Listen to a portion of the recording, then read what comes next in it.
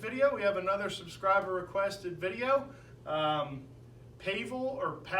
Galitzin. I'm sorry if I butchered the saying of it.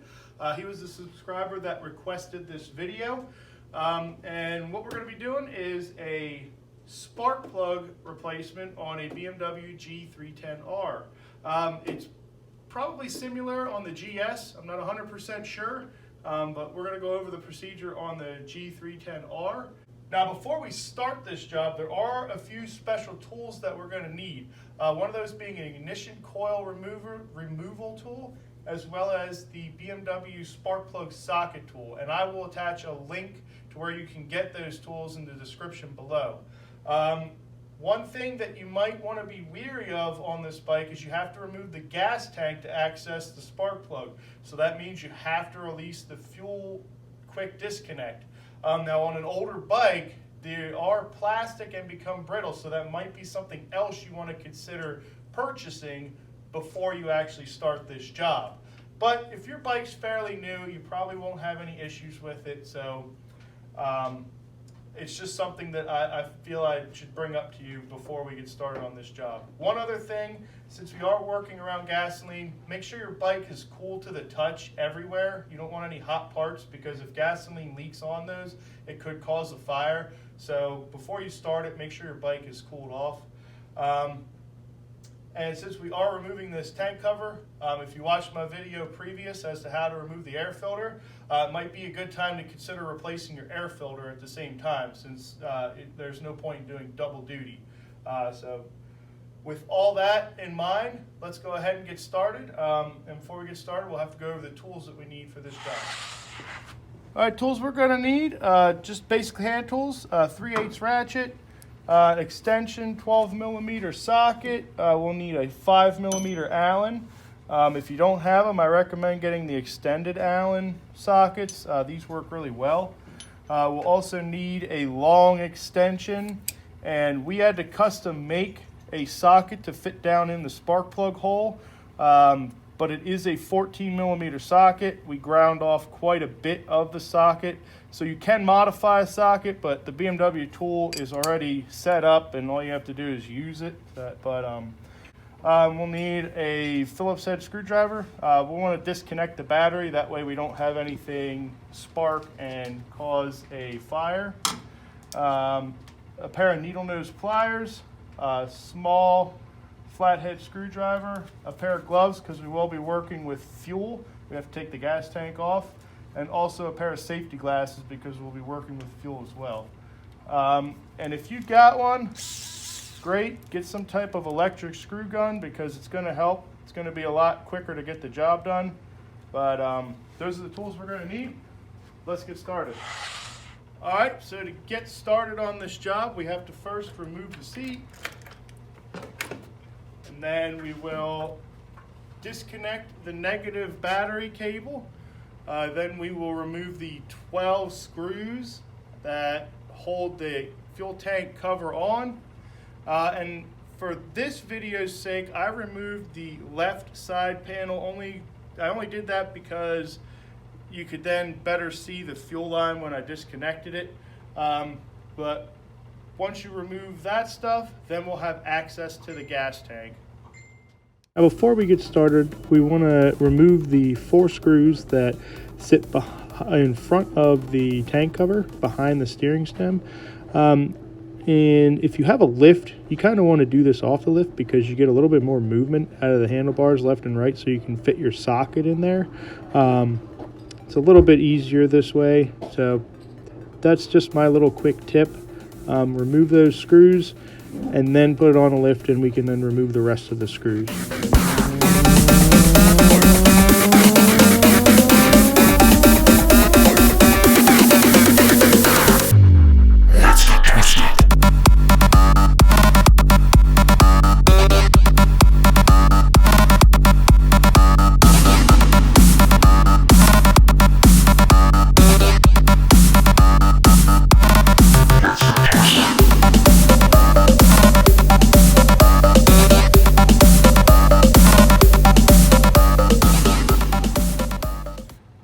Now we have the body work off. First thing we want to do is disconnect the fuel line before we actually unbolt the tank.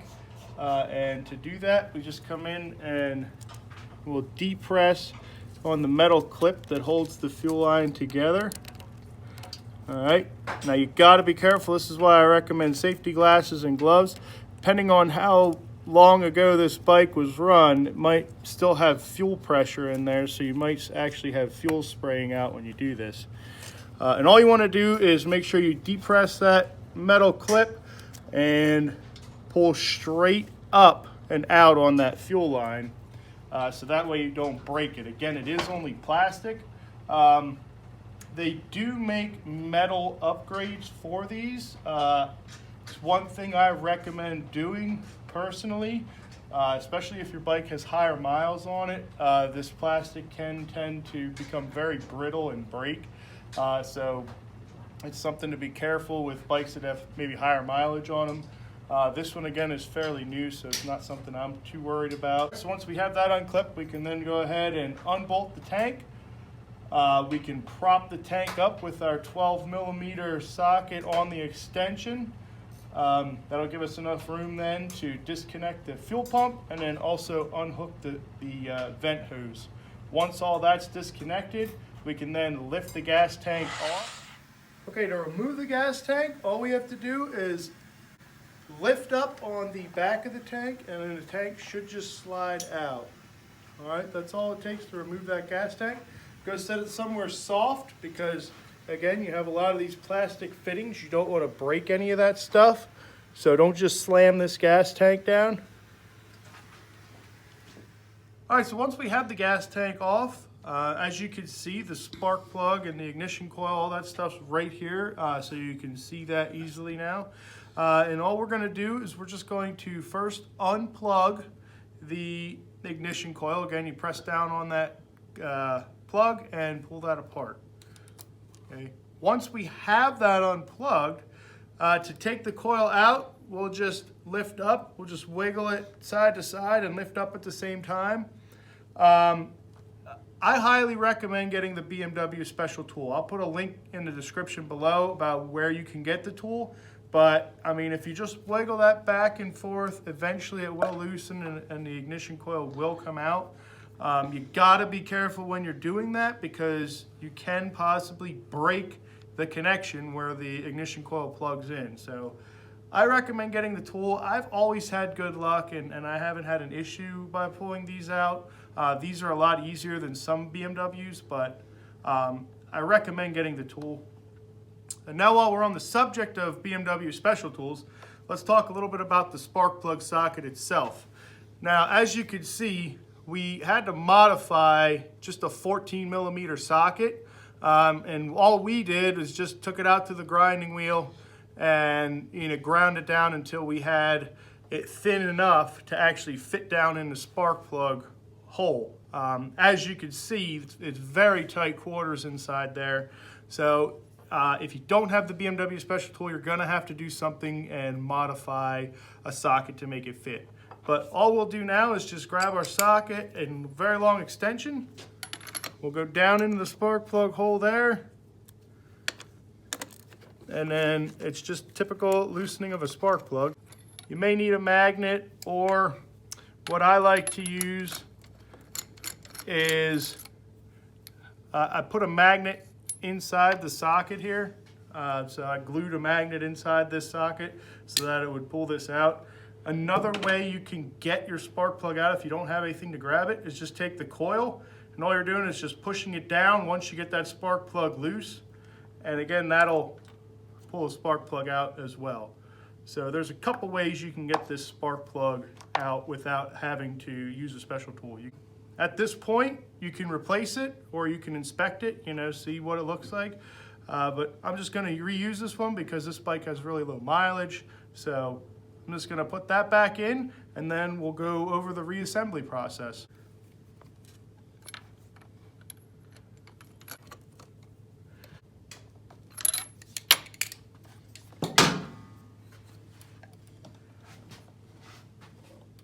All right, when we push down on the actual ignition coil, we want to make sure that it first seats on there. We want to give it a good firm push straight down make sure that that's seated on that spark plug. And then simply plug it back in till it clicks. Okay, nice click, and it doesn't want to pull apart. That's how we reinstall the spark plug. All right, guys, so to put the gas tank back on, it's the reversal of taking it off. You want to make sure that you get these two tabs here. Again, on these rubber grommets, make sure they're still there on both sides. Just want to line that up, slide that in. First, put it on the extension. And then we'll plug in our fuel pump. We'll hook up our vent line. And then we'll take that extension out. We'll drop the gas tank back down and we'll reattach our... All right, so after we have everything connected and hooked up and these bolts retorqued for the gas tank, we just have to reattach that fuel line. Now the way I do it is I just take a pair of needle nose to stabilize the bottom clip here. And then once this metal clip is released, it kind of stays off to the side. Now again, you want to take caution. You want to make sure that you're straight on when you're pushing that fuel line in. And all you're doing with this pair of needle nose is holding the bottom part of the fuel line stationary. And then you just want to wiggle that side to side a little bit. And then that'll clip in.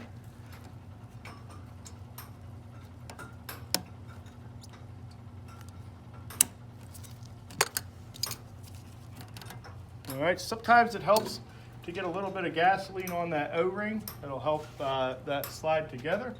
All right, now that we have that fuel line hooked up and everything's plugged in, we want to reattach that negative battery terminal, and we'll check for any fuel leaks at this time while we still have the bike apart. We'll just turn the key on and we'll make sure that the bike starts and runs. All right, now it might take a couple of cranks to get it to start because it might have bled off fuel pressure, it might have leaked out a little bit of gas, so don't freak out if it doesn't start right away, but we'll just...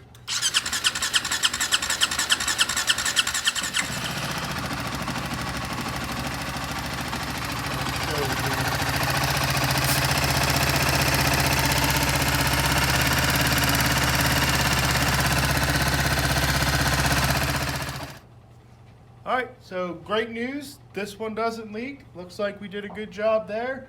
At this point, all we have to do is put that tank cover back on, put this side cover back on, make sure we tighten everything down. Not all at once. We want to first leave it loose and then tighten everything down once we have all the screws in to get a good fitment back on there.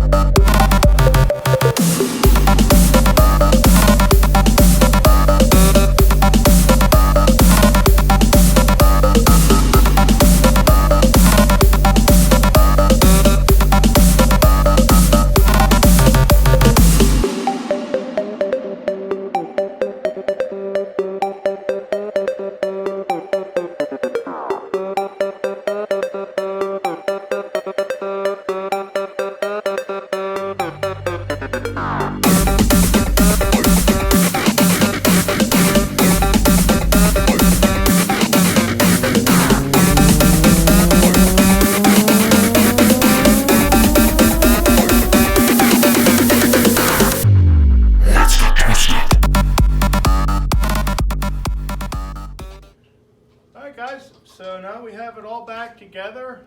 Something you can do is start it up, let it run for a while, rev it a few times, make sure that there are no leaks anywhere. But as long as there's no leaks, that means you did a job well done. This is a job that could save you quite a bit of money at the dealership if you're able to do it yourself. Again, there are some special tools, but if you plan on keeping this bike for a while, they might be something worth investing in. If you like the video, give it a thumbs up. Leave a comment below if you feel there's something I missed. Share the video around to anybody that needs to know how to do this job. I'm Matt. This is MotoWorks. We'll see you in the next video.